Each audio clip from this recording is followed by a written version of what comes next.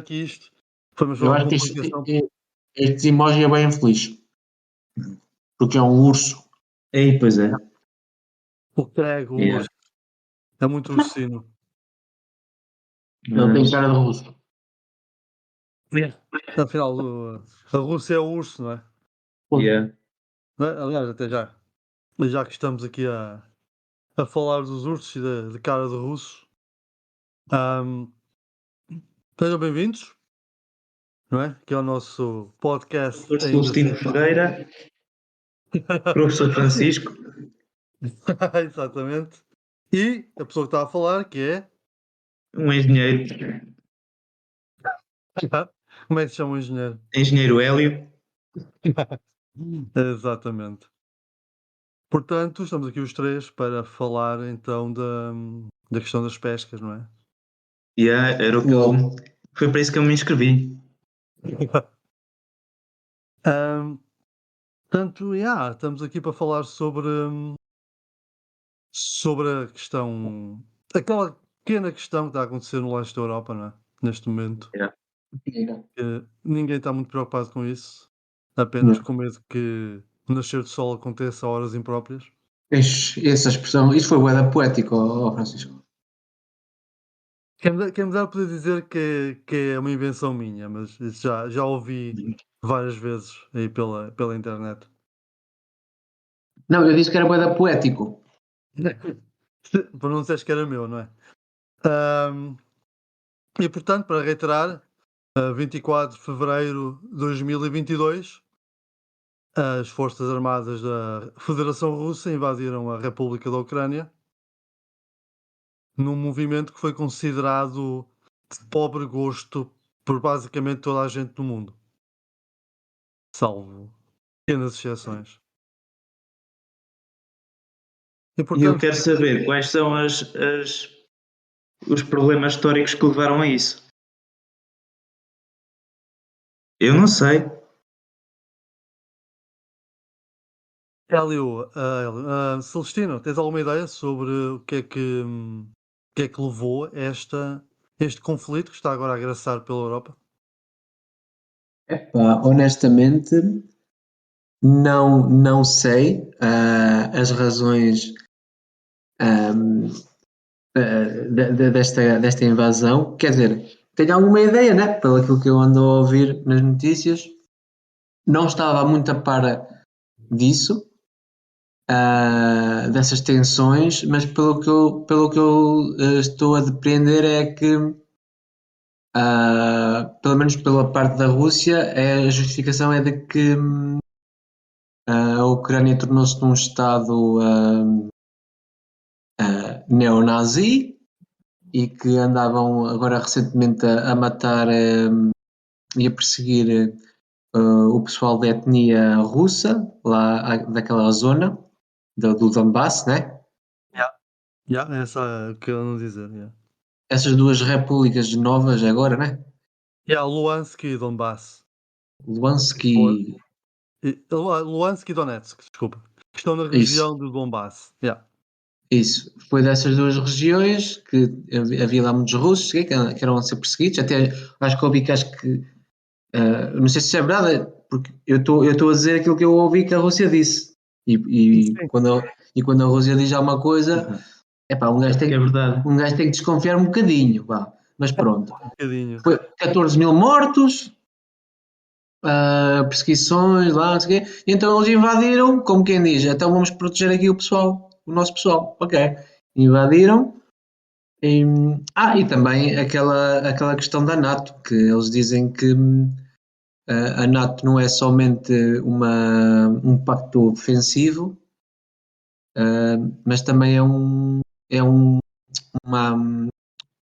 ameaça à Rússia, né? Que historicamente já foi invadida aí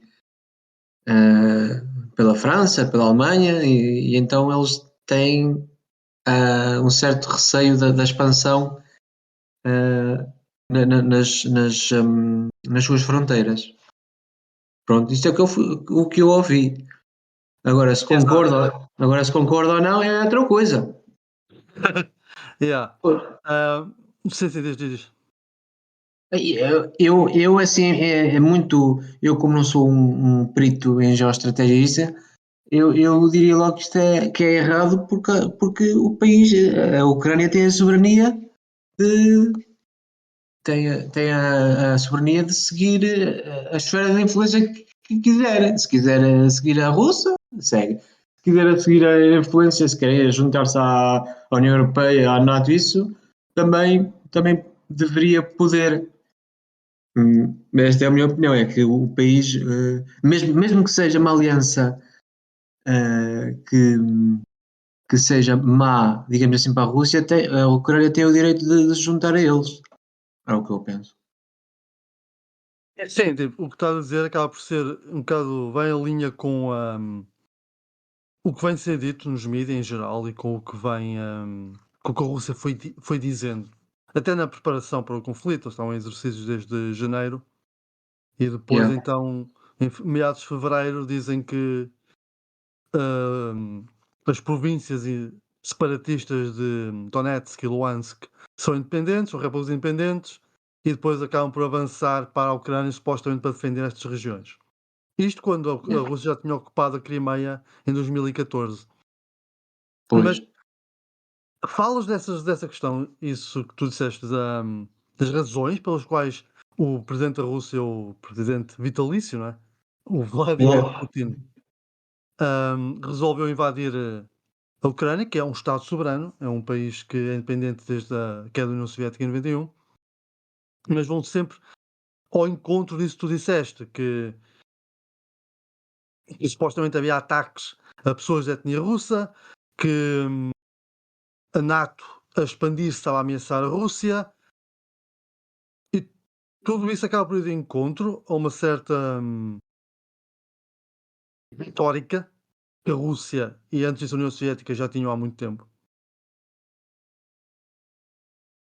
Depois isto aqui há uma situação em que nós vamos pensar em relação ao assunto, tem muito a ver mais com a história recente, provavelmente com a história antiga. Mas o que disseste é verdade, tipo, no início do século XIX, as forças de Napoleão invadiram a Rússia, depois, mais tarde, tens a invasão alemã em resposta às, às ofensivas no início da Primeira Guerra Mundial, e depois a grande invasão em 1941, quando o Terceiro Reich entra pela Rússia adentro, na Rússia, a União Soviética adentro, na Operação Barbarossa, e acaba por chegar às portas de Moscovo e acaba por ser envolvida numa guerra de atrição que a Alemanha nunca teve hipótese de ganhar. Aliás, isso é um tema interessante para o futuro. A razão pela qual a Alemanha nunca teve hipótese de ganhar a Segunda Guerra Mundial. Mas isso já é uma tangente neste momento. Mas o Putin vai falando disto e depois fala.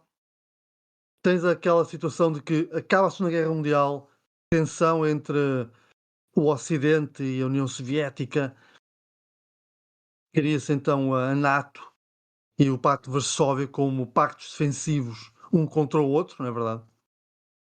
E em 91, quando a União Soviética cai, acaba o Pacto de Varsóvia e existem supostamente acordos que foram feitos, que é uma das razões pelas quais a Rússia neste momento está a justificar a agressão da Ucrânia.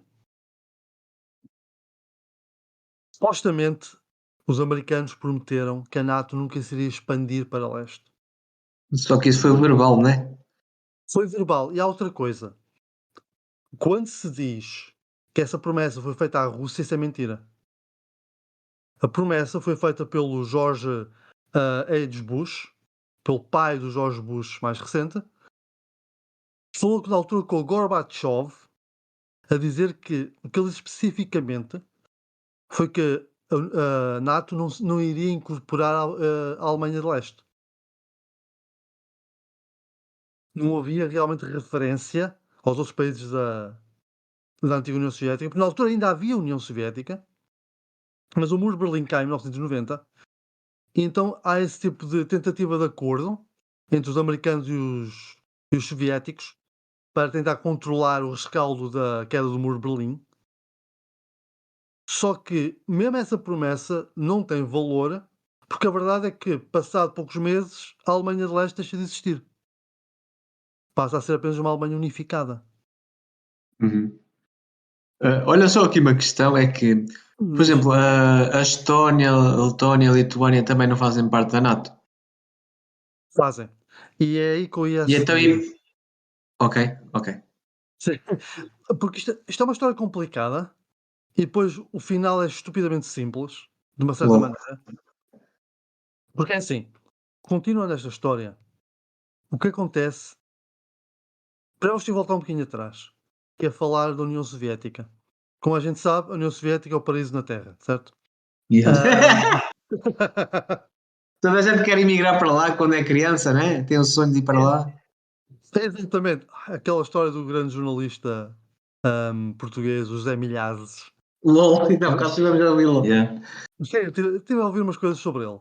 E é engraçado porque ele, quando ele foi pela primeira vez para a Rússia, para a União Soviética, quando era ainda um adolescente, ele ia lá mesmo com aquela ideia de se juntar aos soviéticos, aprender com os soviéticos e depois trazer essas aprendizagens para Portugal. E quando ele volta, ele vem completamente desiludido. É Completamente. tipo, é Sim, tipo, desculpa, é tipo aquele, eu vi uma rapariga qualquer a dizer que é uma muçulmana que se juntou a um grupo ateu no Facebook e ela uhum, tornou-se ateia, ela. Em vez de, ela foi É. para o Facebook para converter o pessoal para o muçulmano E ela é que ficou e ela convertida, entre aspas. exato. Neste caso é quase o oposto, não é? Tipo, foi para lá para se juntar aos gajos e ele é que ficou basicamente anticomunista. Ele voltou bastante desiludido e ele tem uma frase muito engraçada que é: o capitalismo é a exploração do homem pelo homem e o comunismo é o contrário. LOL. Eu acho essa frase É a fantástica. citação dele? Yeah, Ah, muito boa. Sim. está muito fixe. E isto para dizer o quê? A União Soviética era um regime totalitário de basicamente que se regia pelo terror, certo? Basicamente, tu tinhas este sistema em que supostamente os homens são todos iguais, toda a gente tem o mesmo posto na sociedade, mas a verdade é que uns são mais iguais que outros. Frase do Stalin, se não estou em erro, ou do Stalin ou do Lenin, agora não tenho a certeza. Mas havia esta frase que acabou por ser uma espécie de expressão irónica dentro da União Soviética, que uns são mais iguais que outros. E a verdade é que o que a União Soviética se tornou foi basicamente numa espécie de. Como é que eu lhe chamaria? É uma pelo menos é uma tecnocracia, mas acima de tudo, o modo mais simples de dizer é que acaba por ser uma espécie de Estado feudal em que tens um grupo de pessoas muito poderosas que mandam no país e toda a gente, todos os outros, não têm qualquer real capacidade política, nem financeira. Uma das coisas famosas da antiga União Soviética era o facto de que a comida, por exemplo, ou outros bens essenciais eram distribuídos por um sistema de senhas. Era tudo racionado. Porque a economia da União Soviética não conseguia criar excedente para a população toda. Muito menos quando essa pequena elite que mandava no país tinha os excedentes todos para si mesmos. Ou É o seja, que voltou mais ou menos a acontecer com o Putin, não é? Regrediu um bocado depois daquele tempo em que caiu a União Soviética, não é? Mas desde o Putin parece que a ideia que me dá é que regrediu, pronto. Tanto nessa cena como em âmbito do jornalismo, da liberdade de imprensa e isso.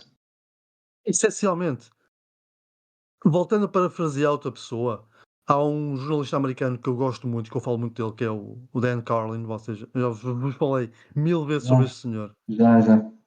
E ele Até para tem, isso eu o conheço. ele tem várias histórias sobre o pai dele. O pai dele serviu na Segunda Guerra Mundial.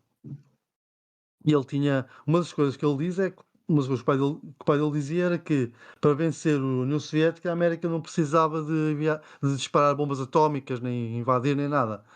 É só enviar McDonald's, Coca-Cola e revistas Muito bom. da Playboy. Revistas da Playboy. E Estão eles agora a vão se sair, não é? Estão agora essas marcas a sair de lá. sair de lá, exatamente. É só enviar isso que as pessoas vão querer democracia só para poder ter acesso às regalias que temos no mundo democrático. E isto é E importante, a tu, parte da democracia, porque a tu já agora, democracia é um Francisco, sim, sim, tu diz. achas que esse tipo de sanções, tipo de tirar o McDonald's, tirar isto e aquilo, lá, essas marcas assim do Ocidente, achas que isso pode fazer com que o povo russo comece aos poucos a ficar contra o Putin? Ou que isso não vai, na verdade, influenciar muito? Talvez, eu aí coloco mesmo no campo do talvez, porque,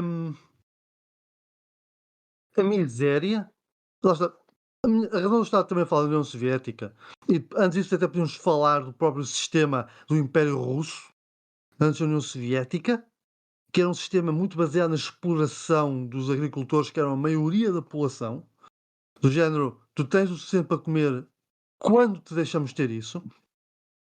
Aliás, uma das razões da Revolução Soviética, ainda na altura, foi o facto de que as pessoas estavam fartas de não ter que comer, estar a continuar a tirar mais coisas da população para Uhum. sustentar as paranoias do regime czarista. Mas eu digo isto porquê?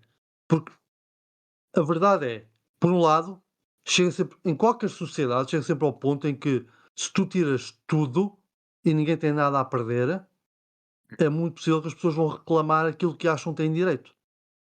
Porque Sim. quando vais morrer à fome para a semana, o que é que interessa se morres agora com tiro ou para a semana com fome? Uhum. Vais buscar França, né? França, França 1600 e... e 89. Exatamente. França, Rússia, América, tipo, quase qualquer território, porque a própria noção de nação ou país é uma coisa relativamente recente. Mas qualquer território em que tu tires tudo às pessoas, vai fazer com que elas se revoltem por default. Porque quando tu não tens nada, tens que arranjar alguma coisa para ter, para todos os efeitos. Uhum. E, aliás, até é interessante, a questão das sanções é interessante. Eu já, se não se importarem, eu já lá vou, porque só quero acabar de contar esta história que nós Sim. estávamos antes. Prossigue. Eric. Então, União Soviética, fome, miséria, terror. Se tentas sequer falar contra o Estado Soviético, desapareces e até te vão dizer aos teus amigos para esquecer que tu sequer exististe.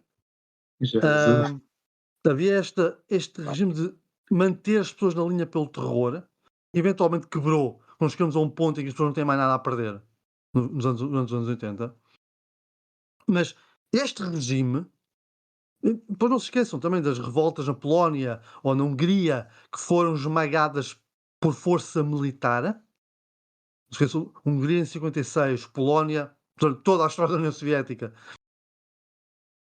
O que o standard do sistema soviético era, se uma população se revolta, enviam todas as forças armadas para lá, matam quem for preciso e esperam que o resto se vergue pelo terror.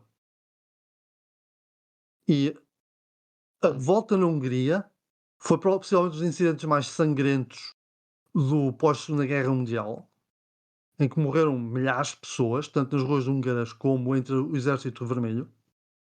Foi basicamente uma guerra civil em tudo menos em nome. E um gajo E o nem que sabe disso, né? O comum dos mortais nem sabe desses bocados da Isso, história. exato. Mesmo a questão do Afeganistão. O Afeganistão também é outro tema que requer imensa exploração, porque aconteceu muita coisa na história do Afeganistão dos anos 60, 70 e 80, durante e antes, inclusive com a invasão soviética, mas também muito do sistema que se usou no Afeganistão foi esse de usar força militar maciça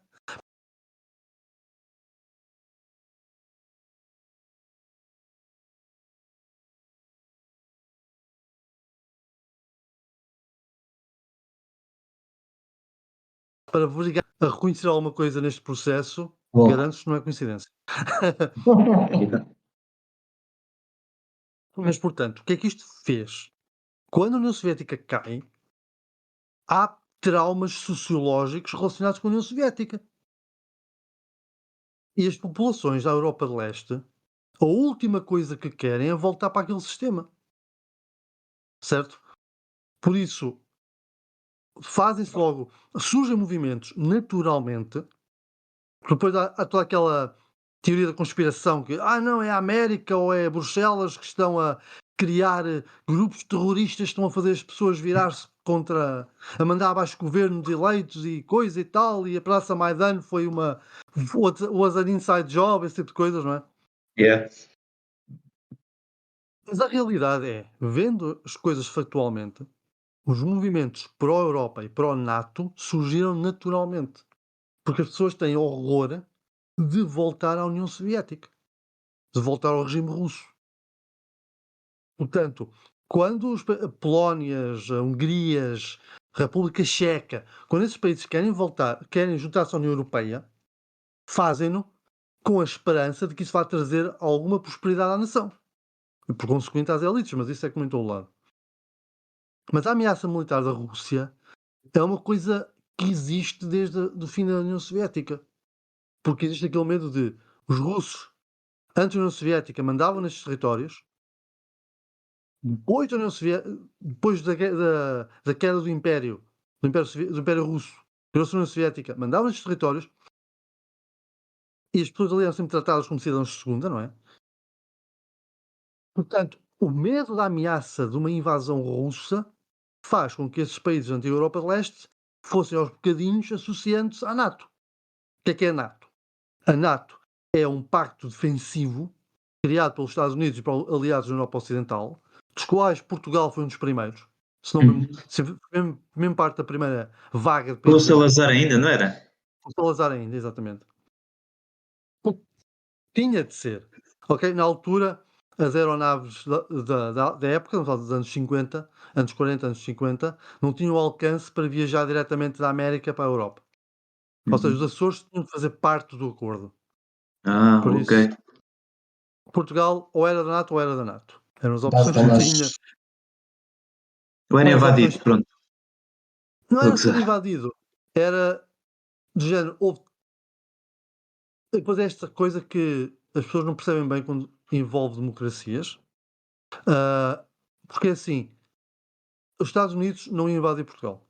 Claro que Portugal é um país imperial, tinha um fascista no poder, o gajo é mauzinho e tal e coisa, mas para os Estados Unidos invadir um país europeu naquele momento não era aceitável. E depois para os próprios europeus não era aceitável. Até porque tens outro aliado americano, que era o Franco, também era fascista. Ok. Isso ia mal em todos. Sim. Então, o que a América faz é: ok, vocês juntam-se à NATO, tomem armas. Porque não são suficientes, tomem mais armas. Porque querem realias, tomem lá umas realiazinhas. E vai adoçando o acordo até o ato de não fazer parte é basicamente uma estupidez. Pois. E claro que isto depois vai morder um bocadinho no rabo dos americanos e do Estado Novo quando a guerra começa em África. E aí Portugal começa a tornar-se um Estado pária, apesar de ainda fazer parte da NATO. Pois. Yeah. Normalmente, isso é outra história. Mas é uma coisa que é preciso perceber quando estamos a falar de história, é que dizer que uma coisa acontece por isto é super simplificar. Toda a Obrigado história por dizeres isso, obrigado. eu sei que vocês sabem, mas é aquela coisa, tipo, a história é sempre um acumular de coisas. Sim.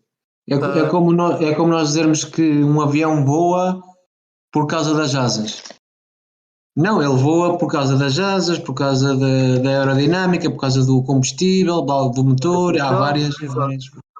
exatamente, há vários fatores envolvidos.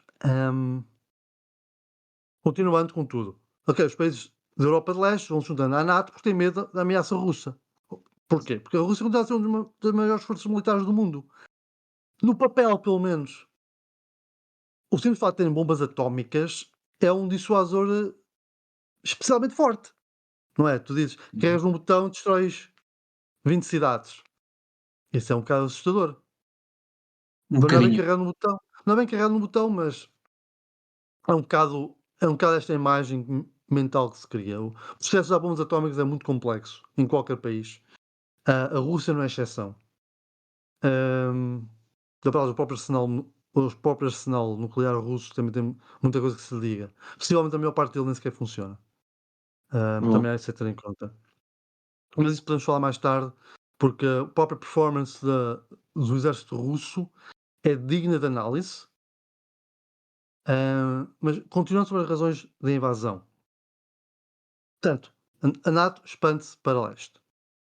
Há uma teoria funcional sobre a estratégia de defesa da Rússia desde que é Rússia, que é aquela zona onde está Moscovo, a Europa de Leste em geral, uma zona de planícies, de estepes, e toda essa zona é uma zona que é relativamente fácil de atravessar para invadir outros territórios. A grande estepe europeia foi a rota de passagem de exércitos invasores ao longo da história. Napoleão. Mongóis. Como? Napoleão. Napoleão. Mas antes disso, os mongóis chegaram a Kiev. Há pouca gente que se aperceba disso. Mas se não fosse a morte do. Na altura qual foi o Khan? Não era o Gengis Khan? Era o Kublai Khan, acho eu. Na altura do Kublai Khan, se o Kublai Khan não tivesse morrido, o Sabutai, que era o general dele, podia ter chegado até a Alemanha. Bem, Ou já e pensou? ainda agora temos que é assim, uma porcentagem da população estúpida que tem genes dele, não é? Do Genghis Khan. Sim, exatamente. Ele violou a gente, foi uma coisa estúpida. Ahm, mas a questão aqui é: aquela zona é uma zona muito fácil de atravessar para invadir. Como tu disseste, Napoleão usou-a. Os alemães usaram nas duas guerras mundiais. A teoria é: Moscovo, centro de poder da Rússia, também já foi São Petersburgo, mas historicamente sempre foi Moscovo. Já às alturas dos. Como é que se chama? Não o Pedro Grande. O Epá, eu primeiro. só queria dizer que só hoje é que eu descobri que Czar quer dizer César. Eu não sabia. Sim, é verdade. Da cena dos romanos.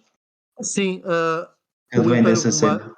o Império Romano é aquele franchise que toda a gente com tendências imperialistas e totalitaristas Queria gosta copiar de quer copiar. E tanto, tipo, o cena. Não sabia. Também só é, descobri hoje. é por isso que o Sagrado Império Romano se chama Sagrado Império Romano, apesar de nunca ter tido pé em Roma. Isso é um bocado estranho. Cena. É na Não Alemanha. é? Yeah. Yeah. Era a Alemanha. Yeah. Portanto, qual é que é a teoria funcional aqui? É que Moscou vai sempre querer espaço entre a cidade e os inimigos. Quanto mais espaço tiveres, mais difícil é de se tornarem politicamente. Apesar de, na prática, isso também não ter funcionado. O Napoleão chegou a Moscovo, não derrotou a Rússia. Os alemães quase chegaram a Moscovo, também não derrotaram a União Soviética. Há aqui um back and forth, tipo um para trás e para a frente, entre o que é a realidade e o que é a teoria. Mas o modo funcional e o que se apresenta quando se fala em defesa na Rússia é que temos que ter espaço entre nós e eles. Também existe outra noção de que estes povos eslavos são todos irmãos uns dos outros. Ou seja, o pessoal desde da antiga Jugoslávia até aos Urais, mais ou menos, é um só povo, os chamados povos eslavos. Uhum. E daí o tal discurso do Vladimir Putin, antes da guerra começar, quando a guerra começou, de que dizer que o que ele ia fazer era unir a Ucrânia, que sempre fez parte da Rússia. Ok? Vai buscar esta ideia de que os povos eslavos são este único povo que está dividido artificialmente. Que é um conceito que vai contra a ideia de soberania das populações. Também é uma ideia recente. Atenção. Ahm, ou seja, tu tens este, esta retórica, esta narrativa de somos um povo, os inimigos estão-se a aproximar, ahm, mentiram-nos, estão-nos a ameaçar, nós temos de fazer alguma coisa para reagir a esta ameaça. Só que depois também temos de falar do Putin. Quando a União Soviética cai, a Rússia está num estado de completa miséria económica. Eu nunca saiu, honestamente, ainda antes da época dos czares. desse período que segue à queda da União Soviética, o que vocês têm é uma ascensão de um grupo de oligarcas, claro que indivíduos muito ricos, muito poderosos dentro da sociedade russa, que basicamente se agarram com todo aquilo que disseste há bocado de que não mudou muito o tempo soviético, não é mentira. Me acertaste mesmo no murcho, tipo, é um bocado como em Portugal, só que lá é pior porque não há capacidade de criticar quem tem poder, Pois, mas a sim, sim, censura, né? A exatamente, censura que ele faz na imprensa e isso, que exatamente, lá é ajuda pior depois por também isso. a espalhar essa doutrina dele. Sim, mas pronto, o que acontece nos 90 é que tu tens estes oligarcas que se agarram ao poder e apesar de haver uma esperança por parte do povo russo de que a queda da União Soviética pudesse trazer alguma prosperidade, a verdade é que é um período de completo caos económico durante os anos 90, durante o tempo em que Boris Yeltsin era o presidente da Rússia. E Mas foi, se como? calhar foi a era mais livre, ou não? Não é? Digo Yeah, eu. Pelo menos infelizmente, pareceu. infelizmente é um bocado essa a realidade. Mas o problema aqui que se põe aos russos é que eles estão com esta esperança de ter prosperidade, mas a miséria continua. Quando o Vladimir Putin começa a subir ao poder, há uma, apesar de ele ter ganho as eleições sempre de um modo bastante dúbio, há uma aceitação disso por causa da falácia do homem forte. A falácia do homem forte é a ideia de que um gajo, um líder político que diz que faz e que é melhor que os outros e que é mais forte e que não tem medo de dizer o que pensa e que por aí adiante, por aí adiante, por aí adiante, é um indivíduo que vai saber gerir um país, porque ele apresenta força. Uhum. Jura? Ah, mas a questão aqui é, ninguém é melhor que ninguém. Ok? Os seres humanos são todos seres humanos. És nigeriano, japonês ou russo, ou português, tu és simplesmente um ser humano. Não és nenhum gênio que joga num jogo de xadrez em 4 dimensões ou algo do género.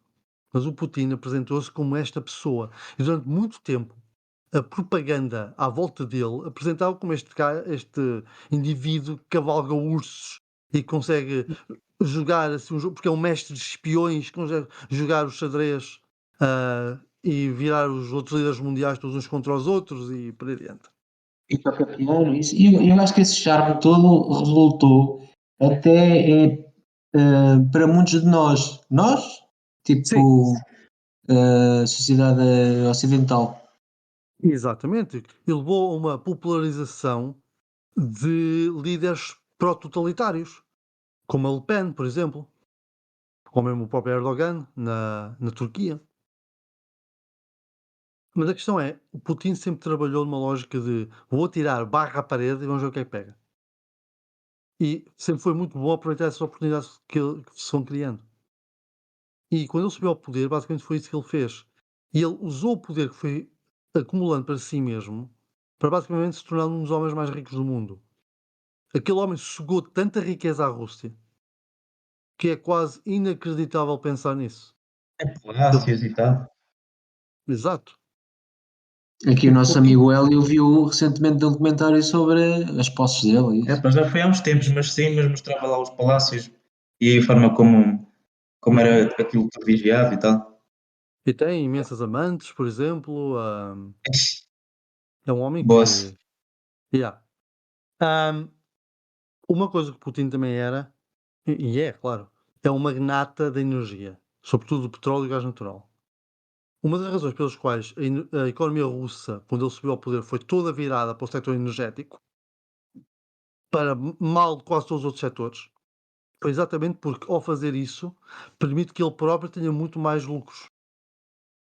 Há outra coisa mais social, que é isso é uma maneira também muito rápida de gerar riqueza, mas não é sustentável e não é sistemática na sociedade.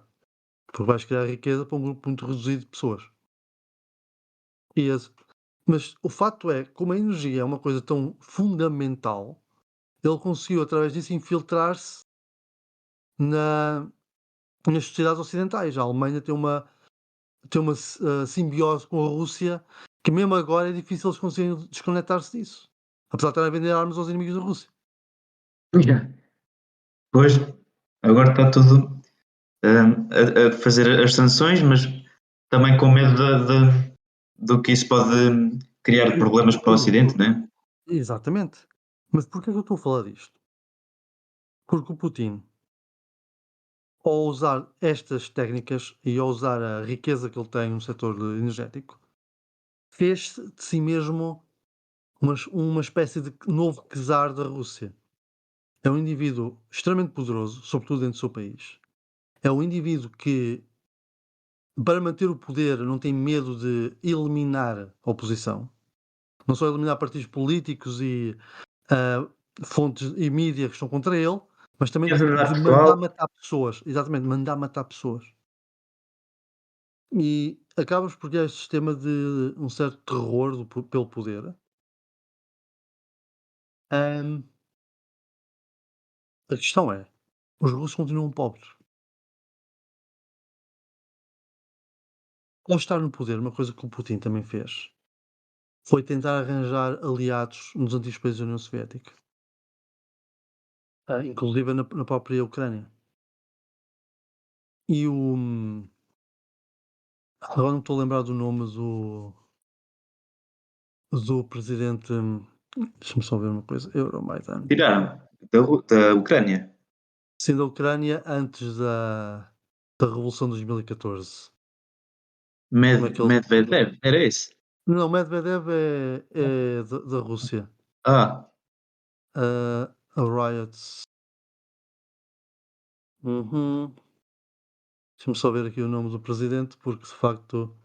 Exatamente, Yanukovych. O Yanukovych ah, era basicamente um peão russo, era um amigalhaço do Putin, como o Lukashenko é agora na Bielorrússia. Mas surgiu um movimento, como surgiu em toda a Europa, todo o resto da Europa de Leste, de tentar colar a Ucrânia à União Europeia, sobretudo, exatamente para ver se a riqueza que tu tens na União Europeia, porque é assim, agora, se calhar podemos dar um bocadinho para trás, para perceber porque é que isto surgiu.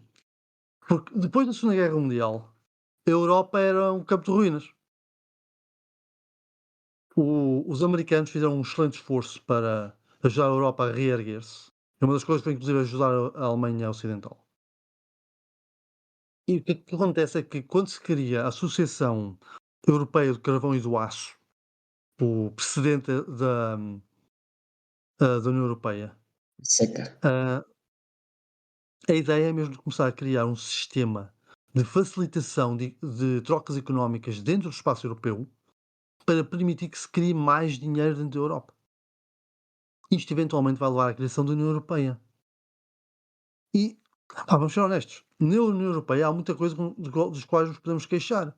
Há um snobismo por parte dos países do Norte com os países do Sul, há mil. corrupção, há uma falta de transparência em alguns mecanismos da própria União Europeia. Foi inclusive uma das razões que levou ao Brexit, mas a realidade é, a União Europeia, como sistema económico-político, é extremamente próspero. E a gente pode dizer, mas há defeitos aqui e ali. Claro! Mas vão ver a União Africana, vão ver os ASEAN. Há de facto a proximidade entre os Estados europeus e as facilitações que foram criadas dentro do espaço europeu levaram a uma grande prosperidade por parte de essencialmente todos os povos que fazem parte desse sistema. E mesmo que em Portugal a gente se queixe muito com o que temos, e de facto podemos ter mais, e estamos a ver, somos mais pobres que muito do resto da Europa, na União Europeia pelo menos, mas se nos vamos comparar a países africanos, do Sudeste Asiático, nós estamos no paraíso. Yeah. Economicamente, socialmente e militarmente. Sim. Militarmente não tenho essa. Quer dizer, não sinto isso. Quantas vezes é que foste invadido nos últimos 80 anos? Ora bem, deixa-me ver. Epá, nunca, nunca foi. Nunca Então, fui. é isso, tipo, entendes? É uma das razões pelas quais também a questão da Ucrânia está a ser tão assustadora. Nós desabituámos da guerra. Temos aquela crise Yeah. Pensávamos que já nem era preciso exército, não era? Exatamente, tivemos aquela crise na Jugoslávia, mas isso foi basicamente O Paulo uma Portas gota discorda d'água. de ti. Exato, uma gota d'água no grande sistema geral. A revolta de Euromaidan, em 2013, 2014, foi uma coisa que nasceu por parte das pessoas que olham para o outro lado da fronteira, para a Polónia, para a Hungria, para a Alemanha, e veem países que estão a crescer economicamente, enquanto que eles ainda estão no cocó. Para falar mal e depressa. E para além que as pessoas também querem ter alguma opinião sobre o seu futuro político, que é a Pois. democracia. A democracia também implica. As democracias são corruptas, de facto são.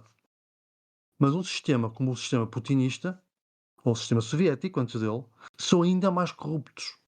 Pelo simples facto de tu não te podes queixar disso. Tu agora podes ir à rua e dizer: olha o Costa fez esta treta. Como é que ele se atreve, aquele corrupto?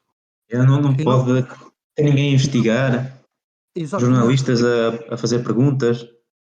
Eu vi há exatamente, pouco tempo um vídeo chocante que é a polícia a pegar no telemóvel das pessoas a escarafunchar lá, a ver lá o que é que se passa no telemóvel das pessoas. Isso é incrível. na Rússia, não é? Sim, sim. Exatamente. E era esse sistema que tinhas era parecido com o que tinhas na Ucrânia. E as pessoas revoltam de facto contra esse sistema. E o gajo que lá está, o Yanukovych, ele é de facto tão mal visto pela própria população que quase ninguém o defende quando as coisas finalmente chegam ao clímax. Ele foge para a Rússia. A Ucrânia de lá para cá democratizou-se muito e começou a desenvolver-se economicamente a um ritmo exponencial. E quando este gajo, Zelensky, quando ele é eleito, as políticas dele são políticas para aumentar a velocidade deste crescimento económico.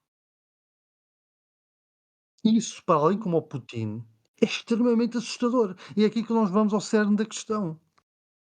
Porque digam o que quiserem sobre a história da Rússia, sobre os problemas geoestratégicos, geopolíticos da Rússia, a realidade da questão atual é que a causa de tudo isto é o Putin.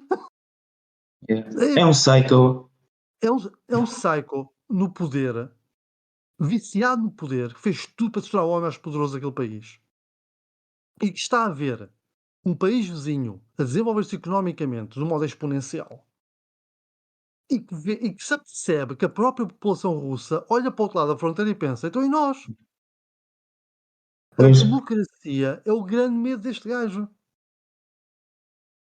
pois, até porque se ele fosse eleito, se houvesse lá eleições democráticas, ele estava lixado, né?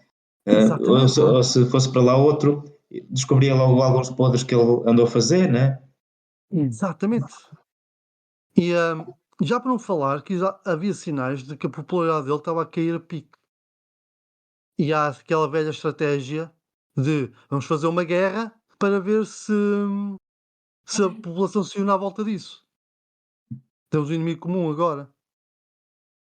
E quando a invasão se dá, independentemente daquilo que o pessoal na televisão possa estar a dizer, aquelas não são as razões. As razões é o Putin temer a democracia e temer que a população russa se vire contra ele. Pronto, e esse país que estava a evoluir tanto, agora está a começar a ficar destruído, né? É assim, sim, porque aí À entramos conta de, à conta dele. Sim, porque aí depois entramos na maneira como funciona o exército russo, que ainda tem uma doutrina muito soviética, como deves imaginar. E, depois tens essa questão da própria, daquilo que é o exército russo, que eu acho que é outro tema também absolutamente fascinante neste contexto, que é aquele grande bicho-papão que o Ocidente estava aterrorizado para todos os efeitos, não é? Tudo na NATO é feito para derrotar a Rússia.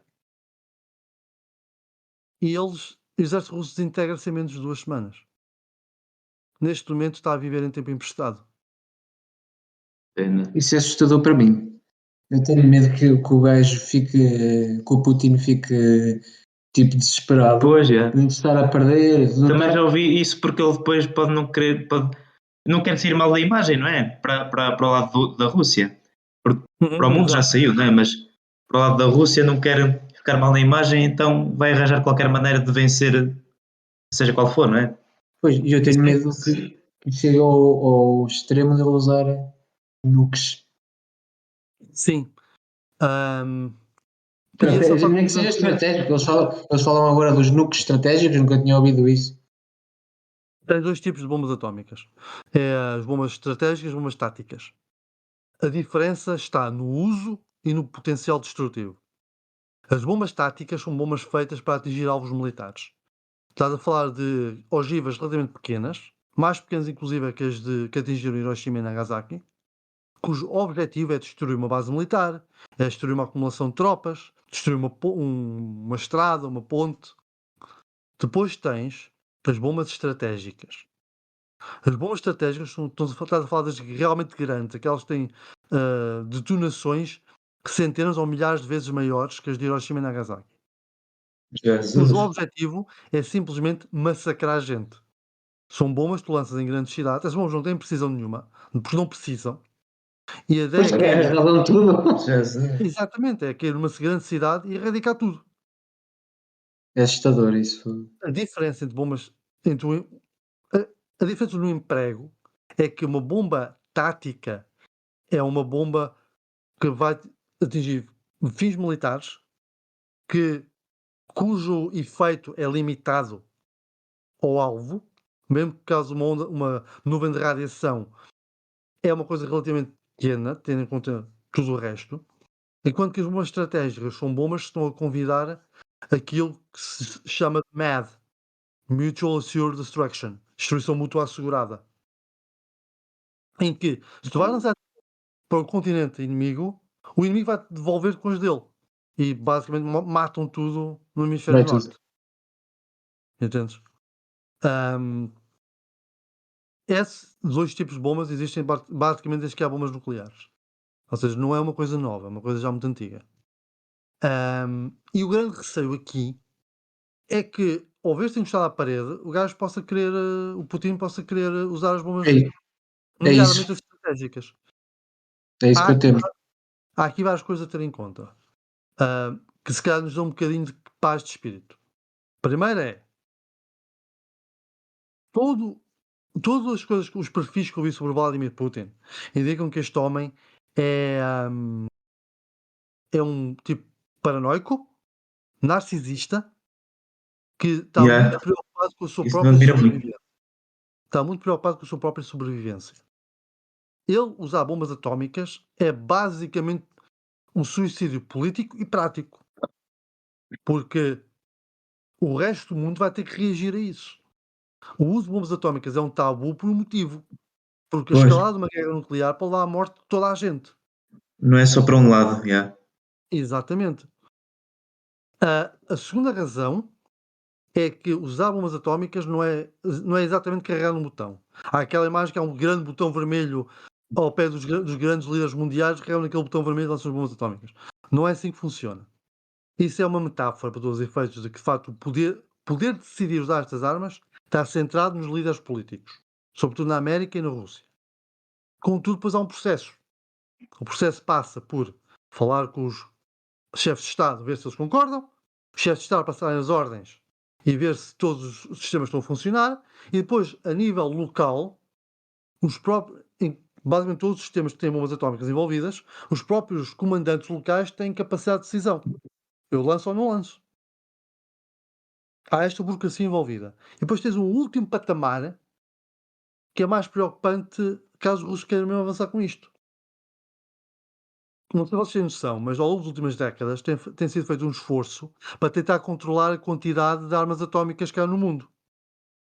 Vários acordos feitos entre a Rússia, Estados Unidos e outros países para controlar a criação e manutenção de armas atómicas. Na altura, houve inspectores ocidentais que foram inspecionar vários locais com armas nucleares dos russos. E uma das coisas que eles descobriram é que o material russo não tem uma grande manutenção. Aliás, um dos relatórios indicava que se os mísseis fossem lançados, possivelmente a maior parte deles ia explodir dentro dos silos. Ainda bem. Há uma coisa aqui, eu também tomei nota disto, porque eu estive a ver um vídeo sobre o assunto e achei isto extremamente interessante, que tem a ver com o GDP da Rússia.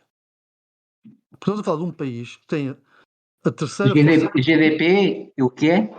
What? O GDP é a quantidade de riqueza que um país produz por ano. Gross Domestic, não sei o quê. Product. Exatamente. Gross Domestic Product, exatamente. PIB. Ora, a Rússia tem o segundo ou terceiro maior exército do mundo, dependendo de com quem é que estão a falar.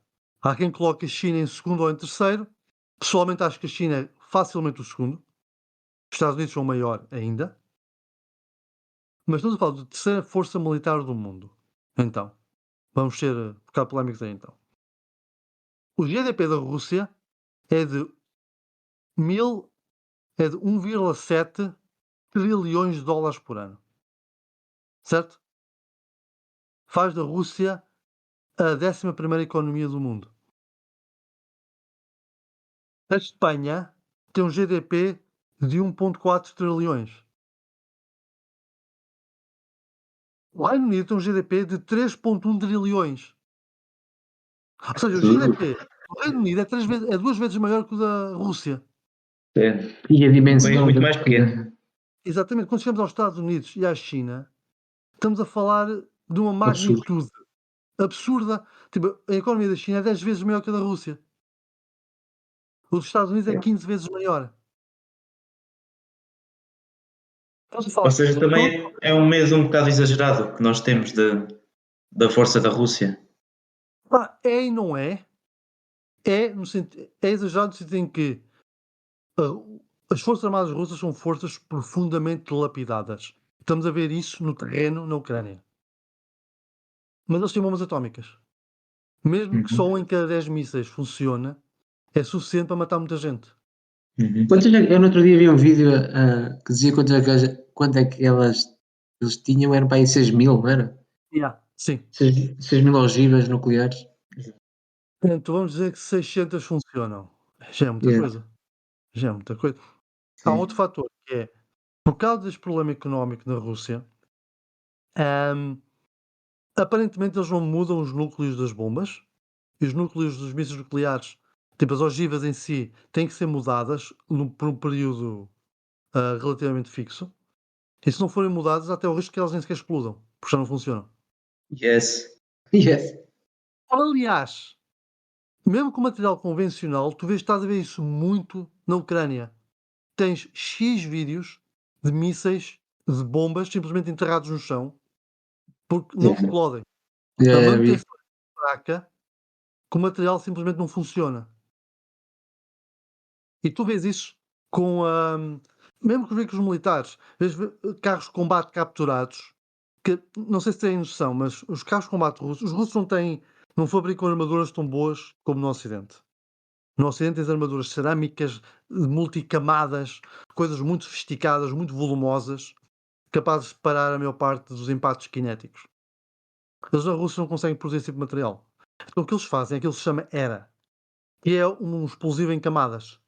Tens duas chapas de metal com um explosivo no meio, e quando uma munição bate nesse bloco, o explosivo explode e empurra a munição para longe do carro de combate.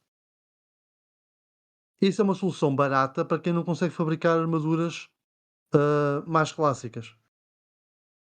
O problema é, os ucranianos, os carros de combate russos que eles capturaram, veem que muitos desses engenhos são simplesmente blocos de cartão. Ou seja, o material está tão mal mantido que eles simplesmente enchem com o que há à mão. E aqui tens um outro problema, que é um problema natural dos totalitarismos. que é a profunda corrupção no sistema. Como ninguém pode ser atacado, porque tu és um capitão com boas ligações ao grupo dos putinistas, ah, ninguém te vai acusar de nada. Ou seja, dá-me jeito de comprar uma casa nova. Aquele carro de combate, tirem os explosivos todos e vendam-nos no mercado negro. E isto é transversal a todo o sistema russo. Ou seja, tu vês um exército entrar em guerra que já foi completamente roubado pelos próprios oficiais. Por isso é que eles estão a ter tantas dificuldades, não é? Tanto tempo Sim, para conseguir conquistar Kiev. Ainda entre bem. outras coisas, sim. Entre outras coisas, sim. A Força Aérea Russa é totalmente um no-show. Vários motivos. Há motivos doutrinários, mas também há motivos práticos. Que é, os russos gostam muito de mostrar os caças deles. São caças super ágeis, super grandes, transportam 20 mísseis cada um. É a melhor coisa de sempre. Mas não há peças para eles. Porque quando eles são adquiridos, eles raramente adquirem as peças necessárias para o manter. E quando as adquirem, elas são vendidas no mercado negro. É que cena. Há toda uma corrupção inerente ao sistema, porque lá está, é um sistema totalitário. Se tu és amigo do partido no poder, ninguém te pode atacar. É como era em Portugal, no Estado Novo. Se tu fazes parte do partido, ninguém te pode atacar, fazes o que queres. E é aí. O problema é, quando surge uma crise, o sistema não consegue aguentá-la. A União Soviética também caiu em parte por causa disto. E que tu Implode, vês. não é? Como? Implode, não é? Exato, e o que tu estás a ver no terreno na Ucrânia é isso. É este exército dilapidado com putos acabados de ser da recruta que são enviados para a morte porque eles não têm mais, ou porque até têm medo que as tropas da elite, das duas uma, ou não estejam lá como for preciso proteger os líderes, ou possam ir às armas para o outro lado, porque depois há um detalhe muito interessante em todas as revoluções russas. Isto agora ando dando um bocadinho para trás, que é quase todas as revoluções russas foram feitas por oficiais do exército que se viraram contra o governo. Quando a União Soviética caiu, a população de Moscou estava nas ruas a pedir reformas. Então, o Kremlin mandou carros de combate para a rua para massacrar os manifestantes. Toma a Quando tua as ordens, forma. basicamente Tiananmen, estão a ver com a canção de Tiananmen? Yeah. Quando os comandantes russos receberam ordens para disparar sobre as multidões, eles viraram as torres dos carros de combate para o Kremlin. E aí A acabou. sério. Yeah. Populista. Exatamente, aí acabou a União Soviética. Mas já na Revolução Soviética foi isso que aconteceu. O exército massacrado nos campos da Primeira Guerra Mundial, quando lhes dão ordens para atacar as pessoas que estão a manifestar para acabar com a guerra, eles viram-se contra os governantes. Ok, depois teve a guerra Civil Russa, que é um outro desastre. Mas eu acho que o Putin e os lacaios dele estão cientes disto. E é por isso que o Putin, neste momento, supostamente tem um exército de 2 milhões de reservistas. Mas ele está a mandar vir mercenários e voluntários do Médio Oriente. Há que pensar porque é que ele Esses está a fazer fanáticos. isto. É Exato. para ter um exército diversificado. Yeah. Exatamente. O maior problema do Putin é ele sabe que no momento em que ele chamar os reservistas, a população se vira contra ele. Porque ele vai admitir que precisa de matar mais gente para conquistar um país que supostamente não sequer tinha poder militar. E Tudo que o que é. supostamente estava a libertar, não é? Exatamente, porque ele vai com essa ideia de que vamos libertar os ucranianos Pois. dos nazis que mandam, vamos libertar o povo de Donbass da, da opressão do regime ucraniano, vamos ajudar os pessoal da etnia russa que vive na Ucrânia, o pessoal da etnia russa que se virou contra os invasores, só para dizer. Cena. Pois. O meu pessoal de Donbass, tipo, na altura, em 2014, quando se dá a criação desses repúblicas independentes, muitos dos comandantes das repúblicas foram identificados como sendo oficiais russos. É claramente que foi uma invasão. O que aconteceu em 2014 foi que os russos tentaram invadir com a pretensão de que aquilo era só um exército de rebeldes e falharam miseravelmente já na altura. Depois veio o pushback do Ocidente e do resto do mundo, e na altura o Putin pensou: vamos ganhar tempo, vamos preparar-nos melhor para isto. Ok? Entretanto, manda tropas para a Crimeia e, como o exército ucraniano que havia na altura está todo investido no Donbass, não há maneira de defender a Ucrânia. Por isso fazem-se negociações para ver se aquilo não passa dali. Mas, entretanto, passaram-se 8 anos em que ambos os lados sabiam que ia haver outra guerra. A Ucrânia preparou-se para isso. A Ucrânia não faz parte da NATO. Anda a querer fazer parte da NATO há muito tempo. Ainda não fez parte da NATO, porque como tem 2 territórios ocupados pelo inimigo, tendo em conta que a NATO é um pacto defensivo, isso obrigava a NATO a intervir. Por isso, Uhum. nem pensar juntar a Ucrânia neste momento. Contudo, não quer dizer que a NATO não estivesse atenta. E o que aconteceu ao longo dos últimos 8 anos é que a NATO se foi treinando e preparando o exército ucraniano exatamente para esta guerra. Ah, E aqui podemos essa começar não a falar sabia. e aqui podemos começar a falar da parte militar do assunto. Porque toda a gente, inclusive o Putin, estão à espera de, diria, 2 cenários. O primeiro, o mais positivo para os russos, era que pelo menos a população russa recebia, a população da etnia russa recebia o exército russo como libertadores, toda a gente batia palmas, União Soviética, Eu vi guerra. um vídeo disso no primeiro dia de guerra, vi os Yeah. russos, só que o problema é que eram 10, acho eu. Era assim, 5 ou 6 Eram pessoas. desgraçados. Yeah. Eram uns desgraçados. Yeah. Mas tipo, estavam à espera disso. Então o que ia acontecer é que em 2 ou 3 dias chegavam a Kiev, mandavam o governo abaixo, metiam lá outro Yanukovych e voltávamos à situação pré-2014. Putin está feliz, a Ucrânia é um Estado satélite como é a Bielorrússia, o Ocidente que se prepare, que a seguir é a Estónia. Oh. Cena. Contudo, Olha, voltando aqui um bocadinho atrás, eu há bocado perguntei-te se aqueles 3 países eram parte da NATO, a são Estónia, Estónia, a Lituânia e a a Eslovénia. Letónia. Letónia, Letónia. exatamente. A Eslovénia é Então, outra, já. então eu queria perguntar, então, quando esses países juntaram-se à NATO, quando? Tens ideia? Juntaram-se à NATO. Deixa-me ver. Estónia. Caso foi uma nota que eu não tirei. Foquei mais nas partes técnicas. Mas faz Sim. parte da NATO em.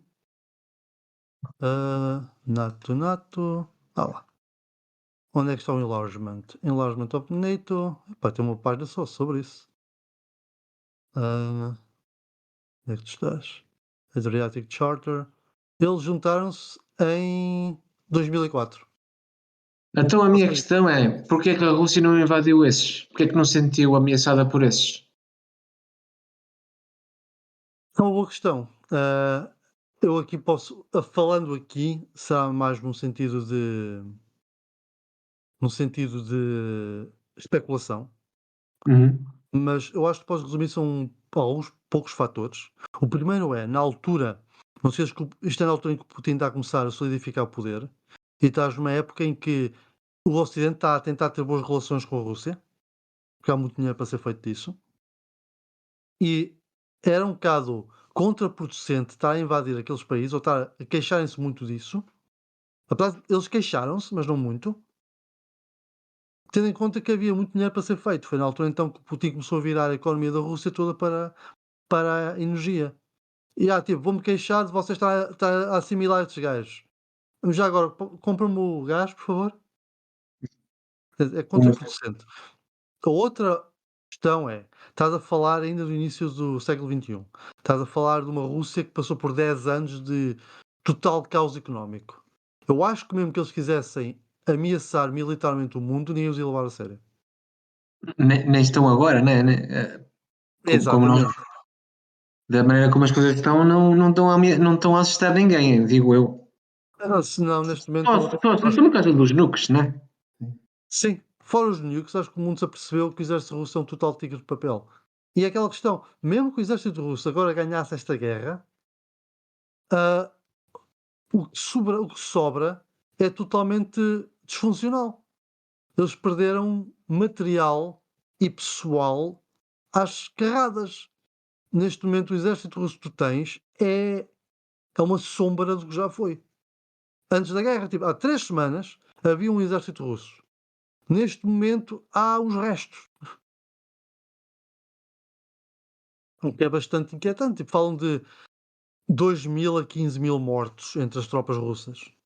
Eu acho que o número de 15.000 se calhar é muito alto, mas eu vou dizer que não há menos de 10.000 mortos. Até porque supostamente as morgues na Bielorrússia estão cheias. Todas elas. Jesus.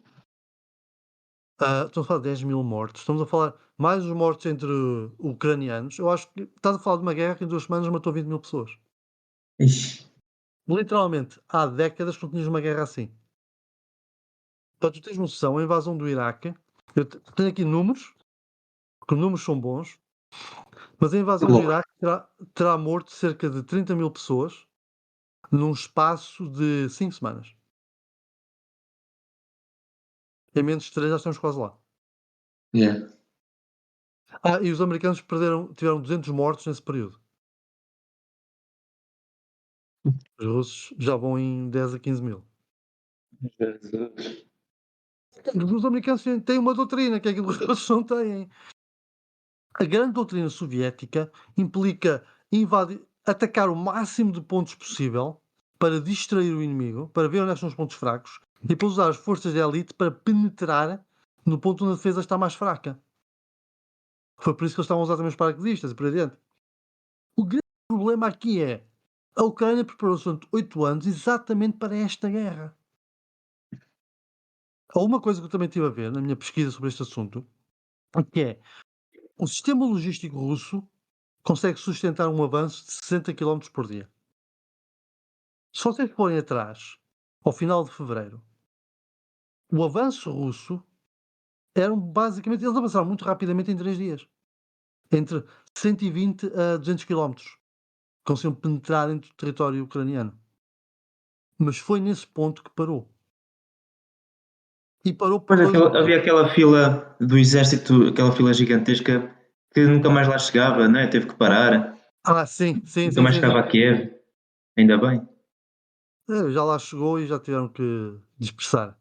Ahm, Esse também é interessante. O que anda a sair de ontem, as histórias que andam a sair sobre os combates de ontem, são extremamente interessantes, porque estamos a falar de 2 coisas que aconteceram. 3, aliás. Primeiro, uma tentativa de entrar pelo meio de Kiev, que falhou miseravelmente, morreu muita gente. Segundo, uma segunda tentativa não foi feita porque houve um motim. E terceiro, enviaram os bandidos chechenos que estão com os russos para essa zona para matar os soldados russos que estão em motim. Não sabia disso do motim. Eu. O que vai acontecer, o que vocês vão ver, e eu e pessoas que eu conheço dentro das Forças Armadas, e também pessoal que eu tenho lido aqui e ali, que fazem análise sobre esse tipo de coisas, a opinião que nós estamos a ter neste momento é que o exército russo vai continuar a funcionar até que daqui a alguns dias vai simplesmente desintegrar-se. O, ah, o colapso do exército russo não vai ser uma coisa lenta. Quando acontecer, vai ser em todo lado ao mesmo tempo. E como é que depois será que o Putin vai tentar disfarçar isso? Eu não sei se ele vai conseguir disfarçar. Há quem diga que Sim. a mera ideia de invadir a Ucrânia foi um suicídio. Um completo suicídio. Mesmo que eles tivessem ganho a guerra, não havia maneira de conseguir aguentar isso. Há um detalhe técnico que é preciso ter aqui também em conta, que é Estamos a falar de um país também do Texas. A Ucrânia é enorme. Os americanos calcularam que se eles próprios quisessem invadir a Ucrânia, eles iam precisar de 500.000 soldados para ocupar a Ucrânia. Não é para invadir, é para ocupar a Ucrânia. Para invadir, os números estão em milhões. Jesus. Há outra Depois coisa. outra cena que eu ouvi é que uma dificuldade que os russos encontraram é a cena de lutar em cidades, não é? Aliás, cidades que os ucranianos é que conhecem. Exatamente. É. Mas esse é o problema defensivo. Porquê que tu precisas de milhões de tropas para invadir a Ucrânia? Uma das regras, um dos cálculos das doutrinas militares é que tu, quando queres invadir um país, tens que invadir com um rácio de 3-1. Tu tens 3 soldados por cada soldado inimigo. Porque tu vais ter baixas.